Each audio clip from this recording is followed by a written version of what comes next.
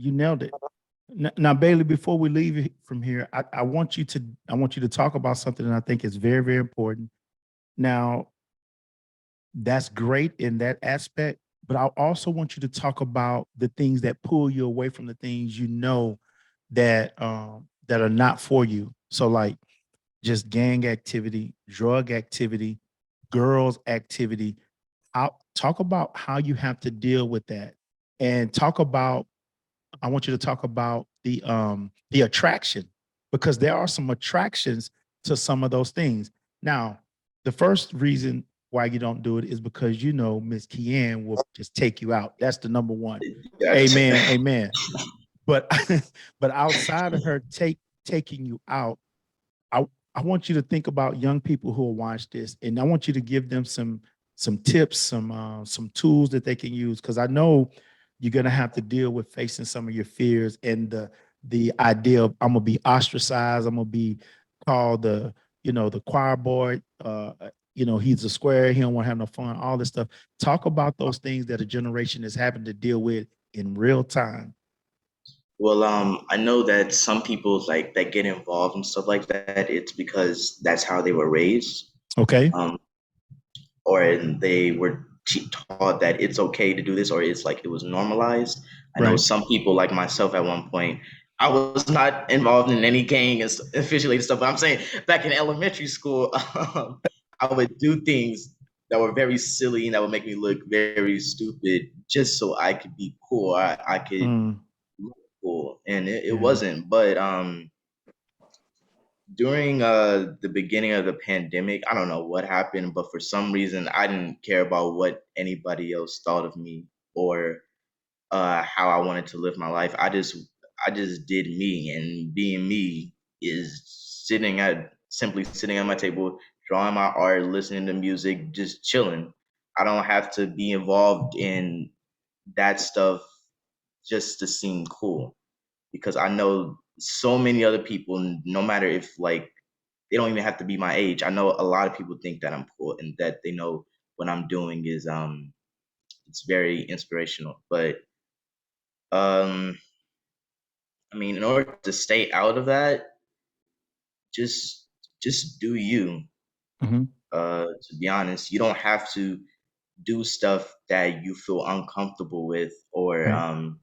don't like just so other people can accept you. You just Right. have to be yourself, because there is one thing that's guaranteed. There's somebody else out there that is very similar to you, Absolutely. and There we that go. they're going to they're going to like the same things that you like. Yeah. So I forgot who said it, but uh, you just have to find the right people. Right. You have to find the right Steve, people. Steve, I'm Yeah. getting ready to come to you, Steve. Bailey, before we get out of here, drop this out here. In the last in the last 2 years, how many young men your age, younger or older, that you know are no longer here?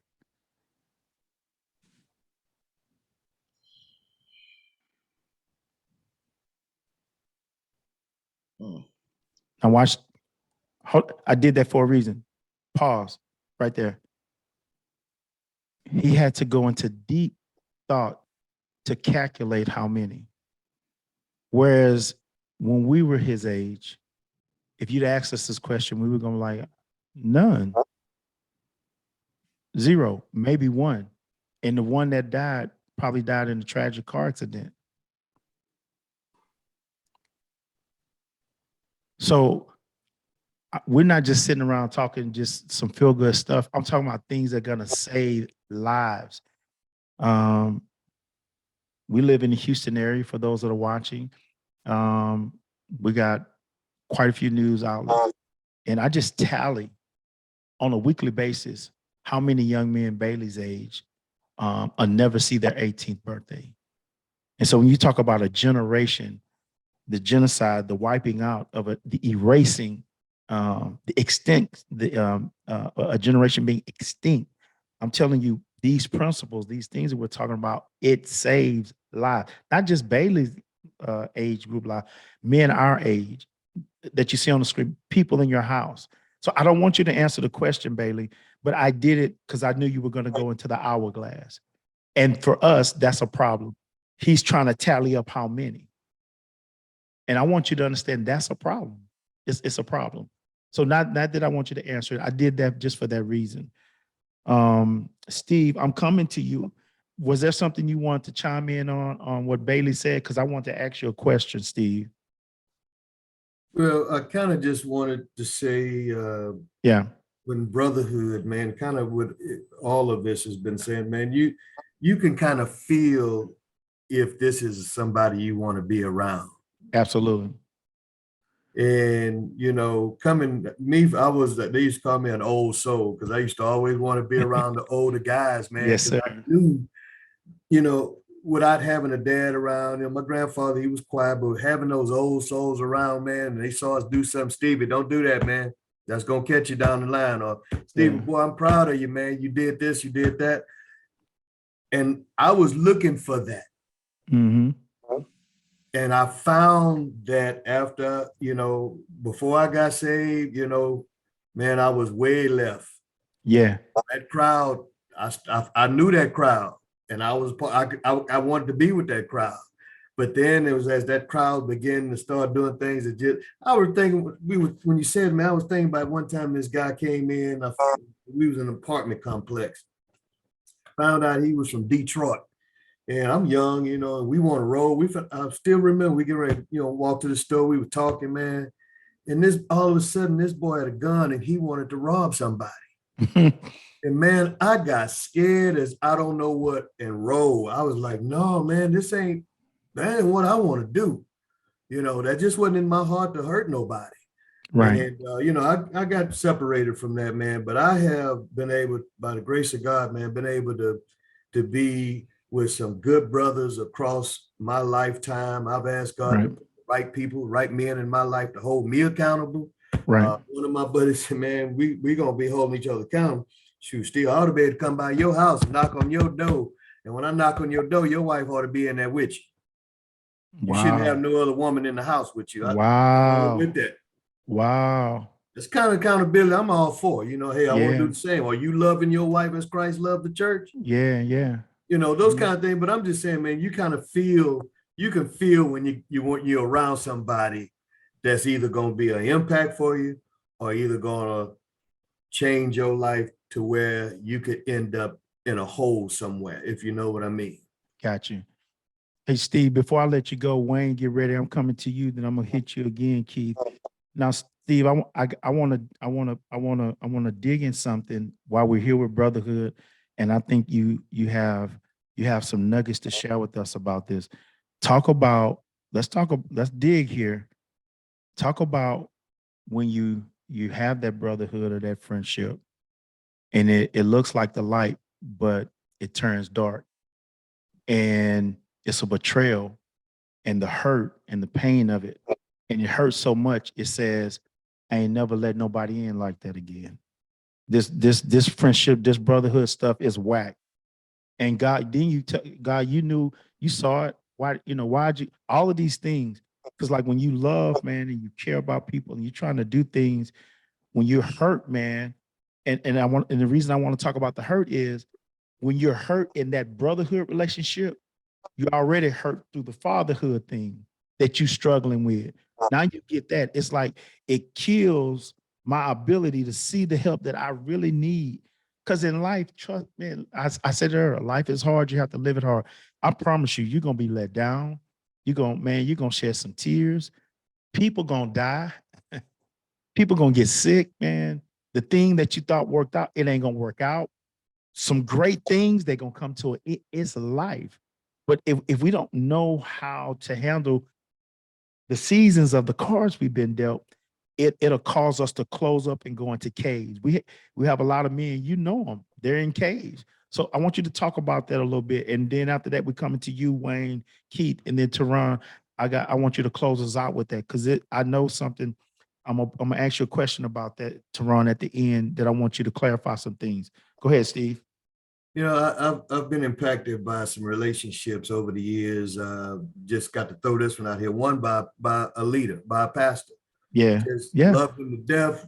Yeah. Everything was beautiful. Years had gone by, and then when it really hit the fan, Right. I got threw under the bus. I got humiliated, and just changed, and it really hurt, and it tied in to that relationship with the relationships I lost with my dad Absolutely.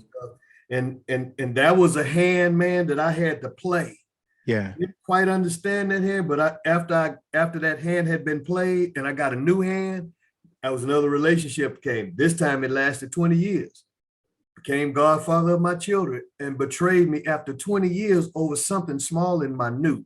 I Right. had to process that through, I'm gonna say it right here. I use some bad words. Instead of a good word, I use some bad words. But We I all was in my have, man. We all garage. have. I was in my garage, man, just using that, man, you did me wrong, but I had to confront it.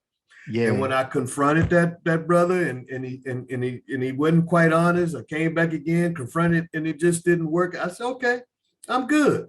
So I said, Lord, I need some new friends. I need some new, hey, as iron sharpen iron, bring me a new one in. Okay. Yeah. But now I know what to look for. When I get that hand again, okay, I've seen this before. Okay, so I'm not going to take it as personal this time. I'm not going to, I know how to play it and just keep all of my, my close. I can count them on one hand. I got several relationships too. I got, like Keith said, I got relationship with the fellas in my neighborhood, but I wanted that because I have a bunch of girls that grew up in my home. Yeah. So I wanted to know what kind of men was around in my neighborhood. Yes, sir. That I could trust, and I know how to play it. I know how the game goes.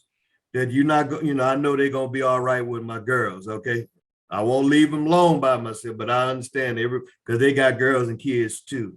And then as that group, there's people like you and Keith. Hey, we might not talk every day, but when it's time to roll, it's time to hit the ground, running, Yes, sir. doing some ministry. Boom! I know I got y'all. We finna roll. That's it. And we're gonna get that taken care of. Right. And so that's, I think it's a feel for it. You gotta go through some stuff. You're gonna learn in life, Bailey, with some relationships that you're gonna have along the way. There's gonna be some good, some bad, and some ugly. Yeah. What you gotta do is take out the ugly, take out the good, keep ugly in the bad, and keep the good as much as possible, and keep moving forward. Yeah. If that makes sense. It does. No, that's good. That's what I want to hear. Hey, Wayne, man, you incredible life. Your service in the military, man. You're in corporate America now, and you had the unique ability to lead people on different playing fields, and then even your ability how you're leading in your family. So those are three different venues, right? Three different stadiums that you played in, and you've had the experience of the boos of the crowd. And then this recent, Wayne was here living in Dallas in the Addison area, and he just recently went back to California. Talk to us about what that looks like and how do you deal with it when it's just not tasteful, man, and you still have to function, you still have to do what's right, and you hurt, man. I call it leading while bleeding. Like, how do you do that? How do brothers actually do that? Give us some insight on on what that looks like, and how you handle it. Well, like I always go back to my grandfather. Okay. And we used to always sit on the back porch, and he drank these Mickeys, big mouth Mickeys. He always tell me, whenever he told me go get him a Mickey and come sit out and talk to me, I knew he had something to talk to me about.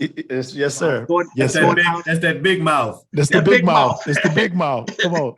I go get that big mouth and we sit out there. And I remember one day as we had this conversation, he told me, "Does God put people in your life for a reason, a season, and a lifetime?" Okay. And what we're talking about now is, how do you recognize those people in your life? How do you recognize to make sure that you understand what you can and share with them and how to share life with them? And getting back to what you're asking me about right now is, how do you know how to respond to situations within your life? Mm-hmm. God would, in my life personally, I can say this here, he's always prepared me for that day. I may not understand, I couldn't understand why I was going through things in my life when I was going through them, but he always made sure I was prepared for that day. even my family, and I'm gonna call you Buster again, Harry. You know, what we went through with the family reunion, how I had to pull Absolutely. that back together. I had to Absolutely. deal with so many different generations. I'm Yes. talking about four generations I had to deal with and try to Yes. make them coexist. And sometimes getting back to the point we really talk about brotherhood, I had some brothers in my life that, going back to what Steve said a second ago, we hold each other accountable. Mm-hmm. We there for each other through the good times, the bad times, dark times, but we always hold each other accountable. Sometimes we don't want to hear it, but we have to hear it. We have to step up and say, hey man, this, and that. And getting back to the young brother Bailey said, I think it's important. He's saying something, but he don't know what he's saying yet because he haven't been through those steps in life yet. But when you go through life, you're gonna realize that you have to be happy being alone, being by yourself, and not having anybody else around you. You have to be happy in that moment. Because trust me, there's a lot of people in life who are not happy being by themselves. They Right. feel they have to be with someone else to be happy. And God has been blessed me early on in my life to be happy by myself. Mm. Getting to one of the things Keith said a minute earlier, I take notes, man. I always, whenever I'm talking, I take Yes, notes. As you get a little bit older, you can't remember all this stuff. So now, Keith said something earlier about weakness. Sometimes and trying to have people that look up to you, because that makes us feel strong. That Mm-hmm. takes our weakness away and make us feel strong. But also, you mentioned about these other brothers who have education, who have more book knowledge than he felt like that he might have. But put yourself in a position where you're trying to get better. If you're sitting on your laurels, that means somebody's catching up with you. If you're not moving forward, that means someone's catching up with you. And the last thing I would say about that is this here is in my life, I always try to find something that's moving me forward. Yeah. Even with my team in corporate America, I tell them, when I took over we did a reorganization of our organization. And I took over. I had like 2 teams of people. We joined together. Yeah. And I told them, I said, we're not going to look in the rearview mirror. We're going to look out the windshield. We're going to keep moving forward. Whatever happened in the past is the past. Mm-hmm. We can't do anything about it. Same thing with life. I can't change life. God put me through that for a reason. I asked God to help me understand why he put me through that so I could be ready for the next situation. So one thing I would tell the brother on this call is that just keep looking forward, because God's going to prepare you for that next step. And like Keith, man, I'm telling you, brother, I sit in rooms with people who think they have these PhDs and talk about it, knowledgeable and stuff like that. And I'm sitting there looking at them like, are y'all serious? But they don't have the common sense. They don't have the street sense. And I say, man, you guys have a book sense. And they know when I start talking, they just all of them sit back and know I'm about to break them off. And I tell them, I said, it's 3 different Waynes. It's the Wayne before the Marine Corps, the Wayne in the Marine Corps, and the corporate America Wayne. Let's keep corporate America Wayne here. That street Wayne, that's somebody, you might not want to deal with him right now. But I don't want to deal with him right now. So I'm going to stay with, and I say all that to say that these brothers that you have that had a book smart, pick their brain for book smart. Also, you contribute a lot, my brother, because they trying to figure out something that they don't have. And God put you in their life and put you guys together to help each other grow. And so I just say that to you, my brother, and I wish all you guys the best, because this brotherhood is me and my 2 brothers. One name is Marcus and the other name is Charles. Yeah. And we talk about stuff, and we have these conversations about life. We all have kids. My daughter's 33. Their daughter, one of my buddy's daughter is 33, and his son is 33. Yeah. And can you imagine the conversation we have about 33-year-old young men and women? Yeah. Come on, guys. Come on. Think about us. If we call each other up, man, guess what she said, or guess what he did? Mm-hmm. And man, that didn't change nothing. I did the same thing a couple weeks ago. Absolutely. So Absolutely. I say all and say, I like what Harry's doing here is bring us all together because we all go through the same struggle. Yeah, Only thing absolutely. changed the names and the faces. That's it. The game is still the same. That's it. So Keith, hold on before you go. Two things. I want to give Teron his question, but let me say for the record, I know Keith, he said, yeah, he like being around for that knowledge. But let me tell you this straight up. Let me let the world know. If I'm going to the park and I need a partner to go with me, where it's an education battle, a fist battle, a knowledge, a work battle, I'm taking this cat down here at the bottom with me. I'm taking them with me. Put my money. I don't know who the other two players in, but they in trouble. As the old people say, you in trouble. You in trouble. Yeah. So before you go, Keith, Teron, I want you to cap this off, this conversation off. I know Keith, he's getting ready to comment on the brotherhood, but um, like I said, I've been knowing Teron since he was a young man, and I've seen leadership qualities in him as a young man. I mean, when I said I had met a young man like Bailey, I have to take that back. I met Teron Givdry. Y'all are different in your flavor, but in actuality, you guys are alike. Teron was the exact same way. He was a hard worker as a young man. Went to school, had a job. I mean, his dad did, like I said, is a phenomenal job with him. I know Wayne, he jumped out, but he'll be right back in with us. But this is what I want you to talk about as brotherhood, because I think this is a part that's missing. Once again, me and this gentleman, we talk a lot about this, but I think you do a great job of it. So I want you to give us nuggets. So Teron, you obviously you are a teacher and you're a coach, but what a lot of people don't know about you is you coached at the college level first, and then you went to high school. So my question to you and what I want you to respond on is, how do you, when you see the best and the worst in a student athlete and young men that a lot of times they don't stay at school, end up coming back to our society, how did you work the fine line of being a brother to them when you were their coach? Because the dynamic of that is, we think it's just that way in high school and in college. But Keith, as a former player professionally, college, he would tell you it doesn't change, because once it's over, you just get new coaches. All of us are going to have a coach in life, whether we want one or not. And the sooner we can embrace having those coaches, we have to understand the different roles, right? So, yeah, I go out and whatever you want to call me, motivational speaker, whatever. I promise you, when I come to 49, 40, I'm a husband and a father, right? You know, my wife teased me one time, like, I'm not your YouTube channel. And she was absolutely right. In other words, I'm trying to be in this role when I need to be a husband, right?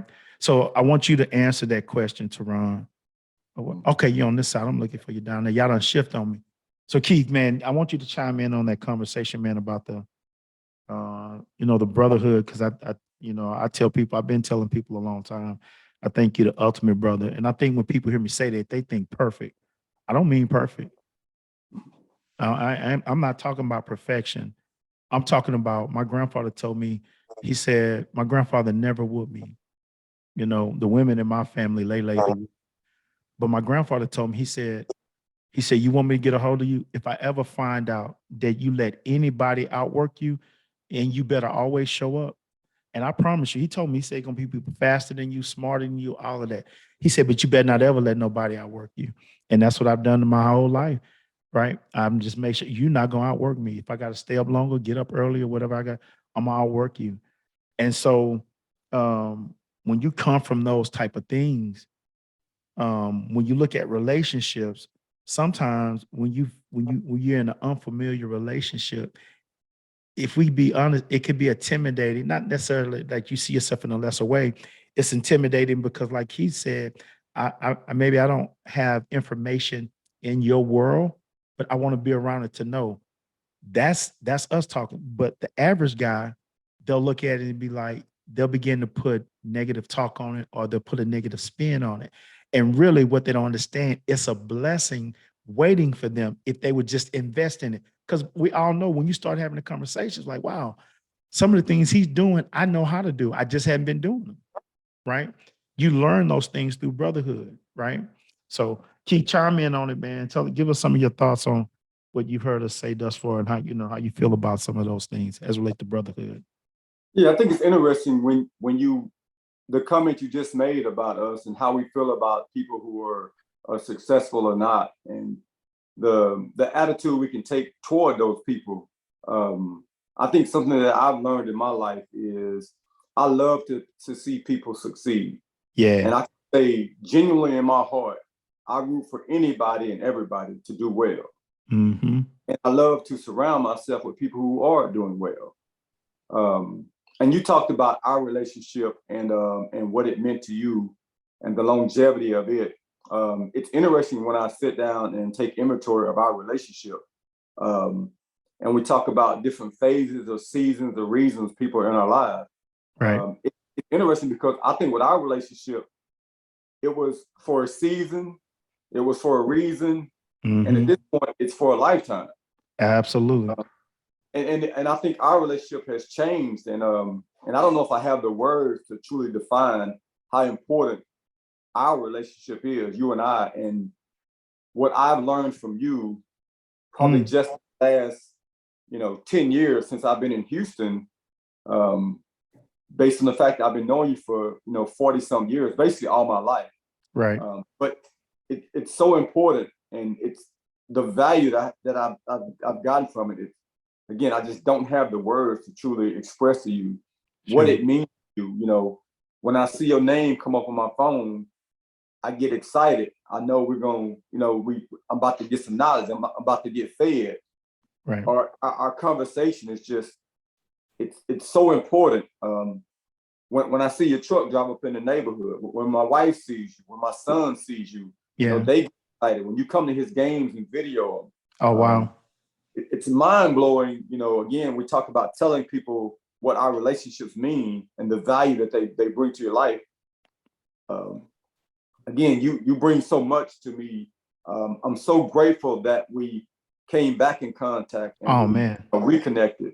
100. And it happens for a reason. The way it happens, it is calculated. I think the good Lord is calculated on how He acts and how He lays out things. Because we have a gap in there where we didn't have any contact. But when we picked back up, it was probably, our relationship was probably stronger when we picked back up than it had ever been. Absolutely. The lapse of maybe 10 or 15 years. And to me, that's mind blowing. Yeah. But again, I bring, it just gives me joy whenever I talk about you, I think about you. And I think we need people in our lives like you and I to each other, because we have so many similarities as far as where we're from and what I've been through. Right. And when we share, and for me to be able to share with you some things in my family, in my life, and you can relate to those things. Yeah. And the important thing is you can relate to them, but you always give a different perspective. Right. And I think it's important when you have people in your life that can relate to you, but they give you a different perspective, and they're not afraid to give you that different perspective. Right. That's a lot of value that you bring to my life. Oh, wow. Your family, your wife, your son, your daughter. I mean, I love you all. Like it's like you are a blood brother. Oh, absolutely. That's how I feel about our relationship. And that's important. The important part, I think, for us is to see those relationships and understand them and understand what value they bring to us. And I think we need to do more of sharing with those people what those relationships, because I know I've never said this to you. Absolutely. You may not feel this way. But I think, again, this podcast is one of those times that you had this for this reason, for me to share with you. Absolutely. Wow. And it, you validation on our relationship. And I don't think we have to do that, but I think it is important to do that. Sure. When we give people those flowers and those kudos and tell them what they think about life. My son, when he sees you, the joy he brings. My wife's not a people person at all. She's usually not happy to see most people, but when she sees you, she gets excited. She's like, I saw him game. You did videos. You know, I saw Harry in his truck. You know, Right. That's important. That's it. So again, our brotherhood is it's so important. It's priceless in my life. Oh man, I received that, man. And let me say this for the record: the feelings are mutual. Feelings are mutual. I appreciate you sharing that, and I think that's.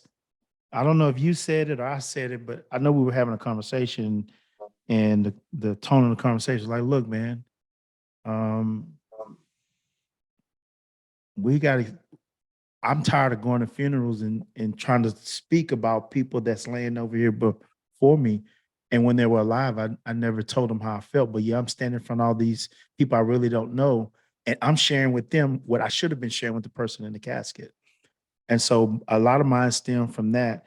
And so, man, that's really heartfelt, Keith. I appreciate it. And the feelings here are mutual, not just me, but my family as well. You know, the impact that you have on my kids, my wife too, the feelings are mutual. And I'm getting ready to go to Tehran, and I'm glad you said that because I want to share something. I mean, I'm not sure I'm ready at this stage of the game. I don't care, but it's fact. So I asked Tehran to talk about his role in young men's life on a college level, high school level, because we see a world of young men that come from that category. But I want to go back to something in school, and this is another nugget. We play ball together, right? Like you play ball with people that they are ball players, right? Steve said it, these were the best hands back in the day, right? You sit next to some of the best hands that was back in the day. So we played together and I was an athlete. I could play the different sports, but you understand what, I wasn't going to go do anything. So it's crazy, man. Our high school coach, he put me on defense. I hated defense. I hated tackling. But I guess he thought I was athlete enough and I could fill a void or whatever. I don't know what he saw in me, but whatever he saw in me, I didn't see in me. So I'm being very, very, very transparent. I love football. I love everything about it. But I'm telling you, it was some games we played, man. I just like, man, I let the team down on tackles and maybe even some coverages. But watch this. Even though I didn't give my 100%, I wasn't even tripping. Why? Because this guy behind me was playing free safety. So I knew if whatever got by me, he was going to clean it up. No, real talk, whether it was a pass, whether it was a run, whatever it was. And I remember one day I was sitting and thinking about that. I was like, that's where we miss it as men. You need to have relationships in your life, not necessarily that come and clean up where you make messes, but when you have somebody that covers, he covered the weaknesses that I had. Because listen to the position, strong safety. A lot of times I was the corner on the side when they was running. I'm like, I need to be on the other side, Coach Remley. Put me on the other side. Now on offense, I was a totally different mindset. But on defense, I just hated the contact. I didn't want to go up and have to challenge a pulling guard. Whereas he loved doing that stuff. My point is this: in real life, in relationships, there are gonna be some things that you're just not as strong as, right? Or you're not even as confident. But I promise you, the game changer is being in the relationships, having brothers that are strong where you're weak. And you being vulnerable enough and just saying, man, I don't like doing it or I'm not good at it. Can you help me? Now in high school, I never went to him and was like, man, can you help me with this? Because him helping me was like, he's gonna like, the only way I can help you, dude, you got to go up and hit. Ain't no other way around it. You're on the field, you got to tackle. You either not gonna play, or if you're on the field, you got to go make the tackle. And in life, so many men are not making plays because of fear to ask for help, right? That's a football analogy, but in essence, that's what we're dealing with. Because I'm telling you, you may not be fearful of coming up and hit, but there are some times you coming up and that boy running that rock, you're like, ooh, I don't know if I really want to go hit one for Tubbs like that. I don't know if I really want to come hit an Ivory Lee Brown in practice, right? You get what I'm saying? Like I'm gonna hit him, but I'm not quite sure the outcome. And men deal with these type of things. So, Teron, I want you to put the cap on this part about that. Like, talk to us. How do we help our younger brothers who we see? Not all of them, because that's not true. We see some young men doing great jobs, man. They handling their business, and we applaud you. But we see way too many that's not. So T, put the cap on this part of it as we get ready to kind of transition to get out of here.